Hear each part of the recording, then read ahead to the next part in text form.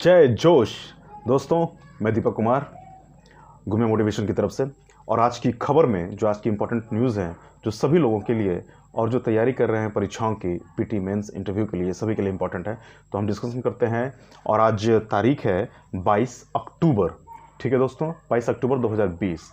तो आज की जो प्रमुख खबर है वो है कि WHO ने दावा किया है कि जो है कि 2021 की शुरुआत में जो है 2 दवाएं आ जाएंगी बाजार में जो कि कोरोना से लड़ने में सक्षम होंगी, है ना। तो यहाँ पर जानने वाली ये बात है कि WHO के जो प्रमुख वैज्ञानिक हैं उनमें एक डॉक्टर हैं जिनका नाम है डॉक्टर जो है सौम्य स्वामीनाथन, है ना, सौम्य स्वामीनाथन। तो ये भारतीय हैं और आपको जो है भारतीय मूल की हैं, तो ये आपको जानना चाहिए, है ना। सौम्या स्वामीनाथन, तो इनका नाम एग्जाम में आ सकता है, सौम्या स्वामीनाथन। ठीक है दोस्तों, हम लोग नेक्स्ट न्यूज़ की तरफ चलेंगे। एक नाम है जिन्हें जानना बहुत ज़रूरी है, विमल गुरंग।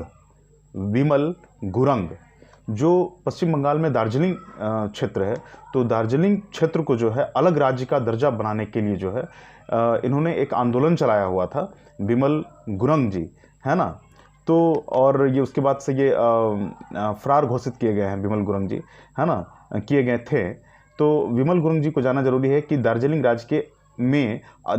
राज्य को अलग राज्य का दर्जा दिलवाने की मांग इन्होंने की थी। तो इनका नाम इंपॉर्टेंट है, पूछा जा सकता है कि विमल गुरंग कौन है, विमल गुरंग। नेक्स्ट पॉइंट दोस्तों हम सब जानते हैं कि 3 तलाक के खिलाफ जो है सबसे पुरजोर तरीके से जो आवाज उठाई थी उनका नाम था सायरा बानो। सायरा बानो, ठीक है। 3 तलाक के खिलाफ लड़ाई लड़ने वाली ये महिला है ना। तो इनको जो है उत्तराखंड राज्य सरकार, है ना, उत्तराखंड राज्य सरकार ने जो है इन्हें मंत्री का दर्जा दिया है, इन्हें मंत्री का दर्जा दिया है। ये काफ़ी इंपॉर्टेंट है दोस्तों।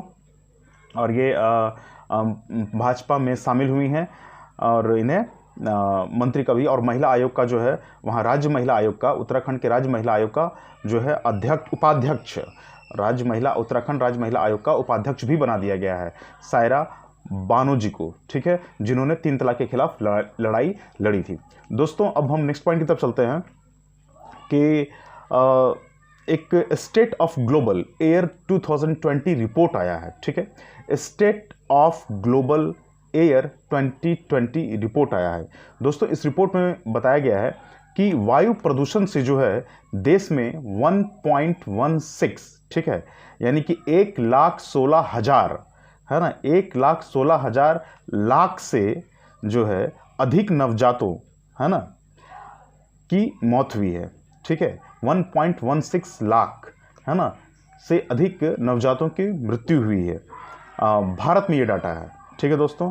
और इस डाटा में और भी है कि जो मौतों का संबंध है, करीब आधे से ज़्यादा मौतों का संबंध जो है वो जो PM जो पार्टिकुलेट मैटर है प्रदूषण के लिए 2.5 प्रदूषक तत्व से जुड़ा हुआ है ना, ये इंपॉर्टेंट है।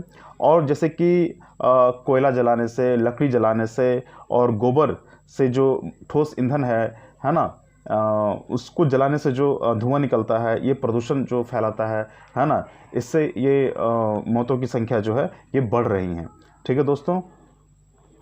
और जो 2019 में भारत में क्या स्थिति थी कि बाहरी और घरेलू वायु प्रदूषण के जो है ना के कारण जो था वो स्ट्रोक बढ़ना, फिर दिल का दौरा बढ़ जाना, डायबिटीज, फेफड़े के कैंसर, पुरानी फेफड़ों की बीमारियों, है ना, और नवजातों की मृत्यु होना, है ना। तो ये 16.7 लाख मौतें हुई थी, ठीक है दोस्तों। और जो शिशुओं में ज़्यादातर जो मौत है उनका कारण ये भी रहा है कि समय से पहले उनका जन्म होना, है ना, और स्वास्थ्य के जो मानक हैं उस पर वो खरे नहीं उतर पाए वो बच्चे, और समय से पहले वो जन्म से संबंधित जटिलताओं से उनकी मृत्यु हुई, ठीक है दोस्तों। और एक न्यूज़ और भी है इसमें कि PM 2.5, PM यानी कि पार्टिकुलेट मैटर, जो वायु में धूलकण होते हैं उनका अलग अलग आकार होता है 2.5, है ना। तो उच्चतम स्तर के मामले में भारत जो है पूरी दुनिया में शीर्ष स्तर पर है, ठीक है दोस्तों। और तो इसमें बताया गया है कि जो वायु प्रदूषण के कारण जो है 2019 में, है ना, पूरे विश्व में 67 लाख मृत्यु हुई, ठीक है, 67 लाख लोगों की मौतें हुई, ठीक है दोस्तों। और इसमें एक बात और भी बताई गई है कि स्टेट ऑफ ग्लोबल जो एयर स्टडी है, इनको जो बनाने वाले लोग हैं उनका कहना है कि इंसान के सेहत पर जो है ये नकारात्मक प्रभाव बहुत तेज़ी से डाल रहा है ना। और इससे बचने के लिए जो प्रयास होने चाहिए सरकारों के द्वारा, लोगों के द्वारा, है ना, कि प्रयास जो है वो काफ़ी नहीं है। ठीक है दोस्तों, तो ये चिंता करने वाली बात है। फिर दोस्तों हम चलते हैं दूसरे न्यूज़ की तरफ। हमने पिछले जो हमारा जो न्यूज़ सेगमेंट था उसमें चर्चा किए थे, लेकिन आज फिर करते हैं न्यूजीलैंड की प्रधानमंत्री जो चुनी गई हैं हाल फिलहाल में, है ना, पीएम जेसिंडा अर्डर्न। ठीक है दोस्तों, है ना, जेसिंडा अर्डर्न ये न्यूजीलैंड की प्रधानमंत्री चुनी गई हैं हाल फिलहाल में, है ना। तो इस बार जो उन्होंने संसद में बहुमत पाया है और वो सरकार बनाने जा रही हैं, हाँ, लेकिन एक खास बात है कि जो गठबंधन उन्होंने बनाया था चुनाव के पहले, उसको वो कायम रखेंगी और बहुमत मिलने के बावजूद भी जो है अपने जो सहयोगी दल है उनके साथ जो है वो सरकार बनाने जा रही हैं। दोस्तों एक बात और भी है कि जो इनका जो पूरा जो सरकार चलेगा, तो सरकार में जो लोग शामिल होंगे, है ना, और जो लोग चुन कर आए हैं वो भी बहुत विविधतापूर्ण है ना, कि समाज के सारे लोग और समाज के अधिकांश लोग कहें, है ना, तो के प्रतिनिधि जो हैं इनके दल में चुनकर आए हैं, इनके सहयोगी दलों से चुनकर आए हैं।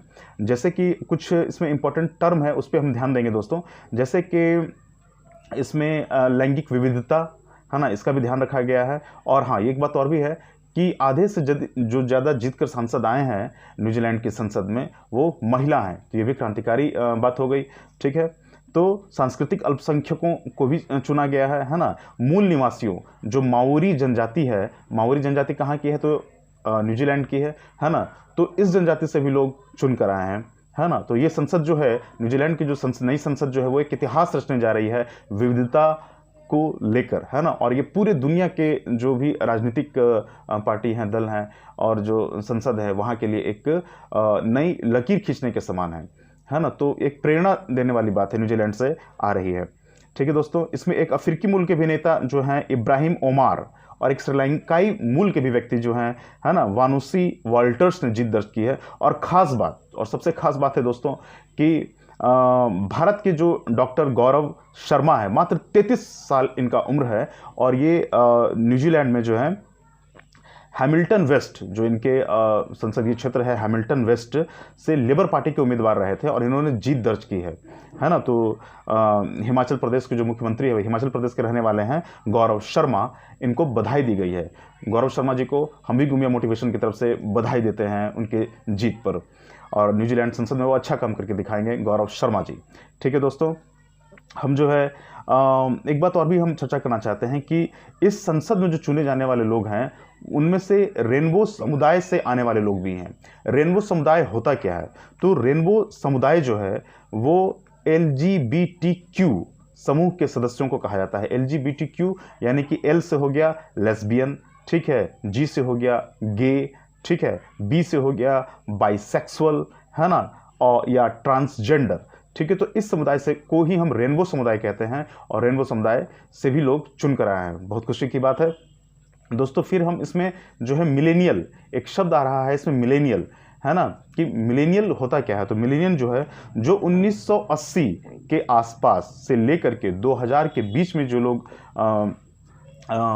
जन्म लिए हैं, तो उन एज वाले लोगों से भी काफ़ी लोग जो है संसद में चुन कर आए हैं, यानी कि मिलेनियल जो है लोग चुन कर आए हैं, ऐसा बताया जा रहा है। तो दोस्तों हम देखते हैं कि और ख़ास करके जो है ये जो प्रधानमंत्री हैं पीएम जेसिंडा अर्डर्न, है ना, ये किस पार्टी से हैं, तो ये लेबर पार्टी से हैं। ठीक है, और ये 37 ईयर में पहली बार ये प्रधानमंत्री चुनी गई थी, 37 ईयर्स में, ये बहुत, और अभी ये 40 साल की हैं। और एक बात और भी हमने की थी कि ये जो है कामकाजी महिलाओं के लिए आदर्श बन गई थी कि चूँकि ये काम पीएम रहने के दौरान ही जो है एक बच्चे को इन्होंने जन्म दिया था, है ना, तो ये कामकाजी महिलाओं के लिए आदर्श जो है ये बन चुकी हैं। तो ये देखते हैं दोस्तों, तो ये न्यूज़ हो गया न्यूजीलैंड से। और दोस्तों हम नेक्स्ट न्यूज़ की जो चर्चा करते हैं वो है कि खेल की दुनिया से करते हैं, है ना, कि खेल की दुनिया से भी जो है कुछ इंपॉर्टेंट बातें जान लेनी जरूरी है, जो कि क्वेश्चन जो है पीटी मेंस इंटरव्यू और ऐसे भी जानकारी के लिए आवश्यक है ना। तो दोस्तों हम लोग जानते हैं कि अभी यूरोप में एक फुटबॉल टूर्नामेंट चल रहा है, बहुत फेमस फुटबॉल टूर्नामेंट चल रहा है, champions league football tournament, champions league football tournament. तो दोस्तों इस चैंपियन लीग फुटबॉल टूर्नामेंट में कुछ टीम है, कुछ खिलाड़ी हैं जिनके बारे में जानना बहुत जरूरी है, जैसे कि लियोनल मेसी।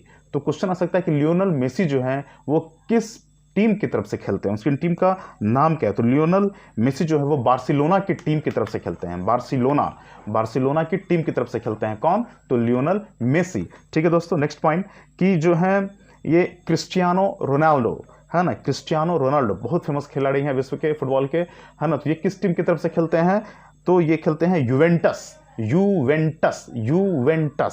ठीक है दोस्तों, ये नाम याद रखेंगे, है ना। अब हम चलते हैं और कुछ इम्पॉर्टेंट जानकारी की तरफ। दोस्तों एक इम्पॉर्टेंट जानकारी है कि कोरोना काल से जो अर्थव्यवस्था में जो भारी गिरावट आई थी, है ना, तो उससे कहीं ना कहीं अब जो है जो भी कदम सरकारों ने उठाए हैं, केंद्र सरकार ने उठाया है ना, आरबीआई ने उठाया है, तो है ना, उससे अब हमको फ़ायदा देखने को मिल रहा है और जो है अर्थव्यवस्था पटरी पर लौटने लगी है।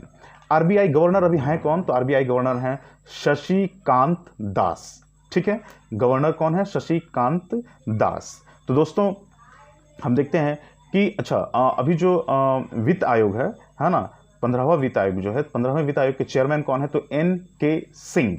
ठीक है, एन.के. सिंह जी ने एक पुस्तक लिखी है, उस पुस्तक का नाम है पोर्ट्रेट्स ऑफ पावर। ठीक है, portraits of power, PROTRAITS, portraits of power, half a century of being at ring side. काफी लंबी पुस्तक के नाम है ना, लेकिन याद करने में कोई दिक्कत नहीं है। एन.के. सिंह जी ने पुस्तक लिखा है, 15वें वित्त आयोग के चेयरमैन है, portraits of power, half a century, है ना, half a century of being at ring side.